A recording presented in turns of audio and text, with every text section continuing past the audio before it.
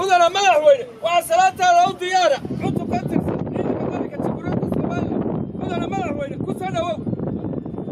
madaxweynaha jamhuuriyadda Soomaaliland mudane Muuse Biixi Cabdi waxa uu kormeer ku galabixiyay xarunta Birjeex ee ciidanka qaranka jamhuuriyadda Soomaaliland isbitaalka lagu daweeyo ciidanka qaranka jamhuuriyadda Soomaaliland ee xarunta ku yaala iyo xarunta miiska saraakiisha oo caasimadda Hargeysa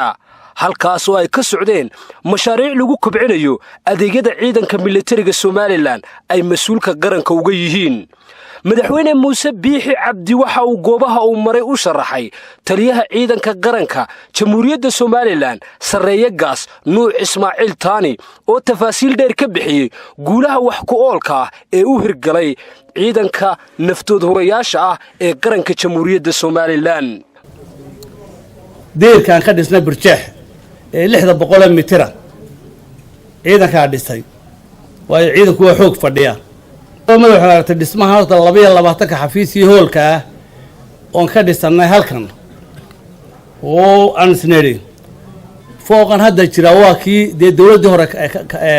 dhistay idigu maxaa qabsateen bal horta wuxuu ku dara meesha waxa kale madaxweynaha soo watay miiska saraakiisha oo saddex qol iyo hool marteed oo hadii marti noo timaado meel seexina inaan u helo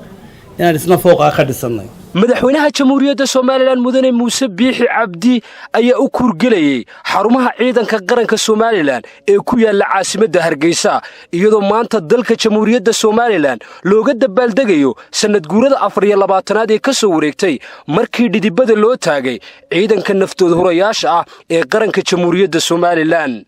Ridwaan Caydiid Ismaaciil Akiid telefishinka qaranka jamhuuriyadda Soomaaliland